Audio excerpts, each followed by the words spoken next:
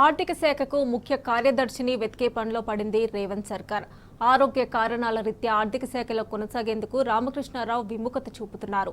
ఆర్థిక శాఖకు సమర్థుడైన అధికారితో ఆ పోస్టు భర్తీకి ప్రభుత్వం ముమ్మర ప్రయత్నాలు చేస్తున్నట్లు సమాచారం. రేస్లో 4 ఐఏఎస్లున్నారు. ఆర్థిక శాఖ బాస్గా సీఈఓ వికాస్ రాజ్ అనే చర్చ అధికార వర్గాల్లో జరుగుతోంది.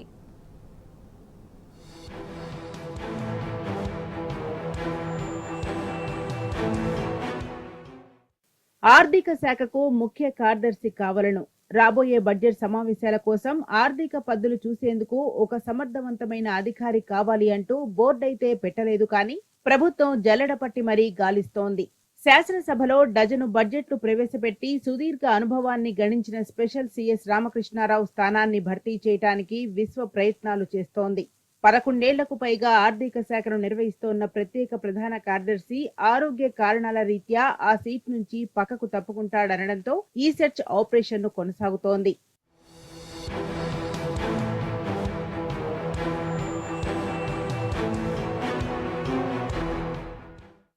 తెలంగాణ రాష్ట్ర అవతరణ తర్వాత ప్రతి బడ్జెట్లో రామకృష్ణారావు తనదైన పాత్రను పోషించారు.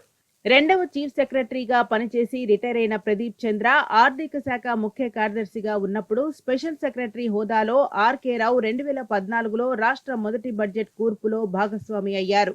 అలా మొదలైన ఆయన ప్రస్థానం 2016లో పిఎఫ్ఎస్ గా అంటే ప్రిన్సిపల్ ఫైనాన్స్ సెక్రటరీ, ఆ తర్వాత ప్రత్యేక ప్రధాన కార్యదర్శిగా కొనసాగుతోంది. ఓటాన్ అకౌంట్, రెగ్యులర్ అన్నీ కలిపి డజను బడ్జెట్ల రూపకల్పనలో ఆయనదే కీలక పాత్ర. ప్రభుత్వ ప్రాధాన్యాలకు అనుగుణంగా గవర్నర్ స్పీచ్లను రాయడంలో కూడా ఆయనదే అందవేసిన చెయ్యి. ఇంత అనుభవం కలిగిన ఆయన ప్రభుత్వ ప్రధాన కార్యదర్శి అవుతారని అందరూ భావించారు. కానీ సామాజిక రాజకీయ కారణాల వల్ల ఆయన ఆ అవకాశాన్ని కోల్పోయారు.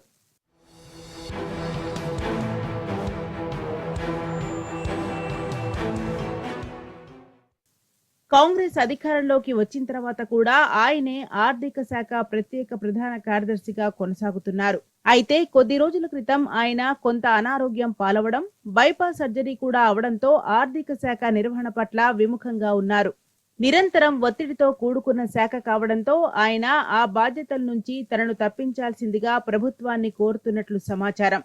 సాధారణ ఎన్నికల దృష్ట్యా శాసనసభలో ప్రవేశపెట్టిన మొన్నటి ఓటాన్ అకౌంట్ బడ్జెట్ కు కొనసాగింపుగా ప్రభుత్వం జూలై నెలాఖరులోపు పూర్తి స్థాయి బడ్జెట్ ను తేవలసి ఉంది. ఇందుకు సంబంధించిన కసరత్తు త్వరలోనే ప్రారంభం కానుంది.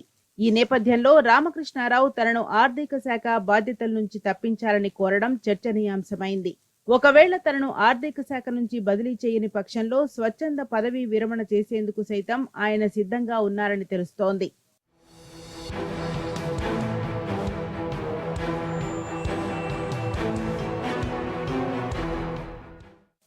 రామకృష్ణారావు ఆర్థిక శాఖ నుంచి వైదొలిగితే అక్కడ ఎవరిని పెట్టాలనే దానిపై శషబిషలు కొనసాగుతున్నాయి. అంత సుదీర్ఘ అనుభవం ఉన్న అధికారి కనుచూపు మేరలో ప్రభుత్వానికి కనిపించడం లేదు. రేసులో మాత్రం గతంలో ఆర్థిక శాఖ కార్యదర్శులుగా పనిచేసిన అనుభవం ఉన్న నవీన్ మిట్టల్, సందీప్ సుల్తానియా, రొనాల్డ్ రాసులున్నారు. వీళ్లతో పాటు ప్రస్తుతం తెలంగాణ చీఫ్ ఎలక్టోరల్ ఆఫీసర్ గా కేంద్ర సర్వీసులపై ఉన్న వికాస్ రాజ్ పేరు సైతం ఆర్థిక శాఖ బాస్ పోస్టు కోసం ప్రముఖంగా వినిపిస్తోంది.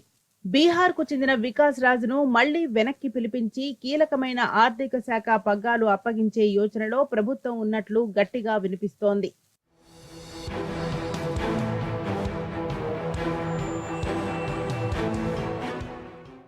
ఢిల్లీకి చెందిన పంజాబీ నవీన్ మిట్టల్ ప్రస్తుతం రెవెన్యూ శాఖ ముఖ్య కార్యదర్శిగా ఉన్నారు. ఆమ్ ఆద్మీ పార్టీకి చెందిన పంజాబ్ సీఎం భగవంత్ మాన్ తో లాబీయింగ్ చేయించుకుని ఆయన రెవెన్యూ కార్యదర్శి హోదాలోకి వచ్చారని సెక్రటరియేట్ లో ఒక టాక్ ఉంది. నిబంధనలకు లోబడే తిమ్మిని బమ్మి, బమ్మిని తిమ్మి చేయగల సత్తా ఉన్న అధికారిగా నవీన్ మిట్టల్ కు పేరుంది.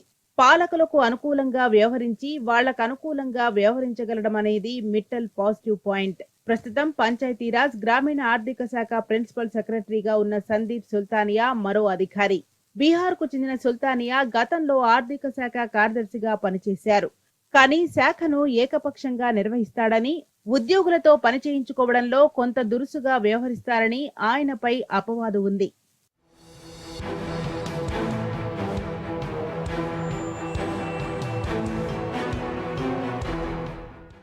ప్రస్తుతం ఆయన greater Hyderabad municipal corporation commissioner గా ఉన్న రొనాల్డ్ రాస్ కూడా రేసులో ఉన్నారు. ఈయన కూడా గతంలో ఆర్థిక కార్యదర్శిగా పనిచేశారు. బడ్జెట్ రూపకల్పనలో రామకృష్ణారావుతో పాటు పాలు పంచుకున్న అనుభవం కూడా ఉంది. ప్రాధాన్యతలకు అనుగుణంగా శాఖల వారీగా అంచనాలను తయారు చేసి కేటాయింపులు జరపడంలో సమర్థుడన్న పేరుంది. అయితే రొనాల్డ్ రాస్ ఇంకా ప్రిన్సిపల్ సెక్రటరీగా పదోన్నతి పొందలేదు. ఒకవేళ రొనాల్డ్ రాస్ ను తీస్తే రాబోయే స్థానిక సంస్థల ఎన్నికల్లో కీలకం కాగల జీహెచ్ఎంసీ కమిషనర్ బాధ్యతలు ఎవరికి అప్పచెప్పాలనేది మరో సమస్య అవుతుంది.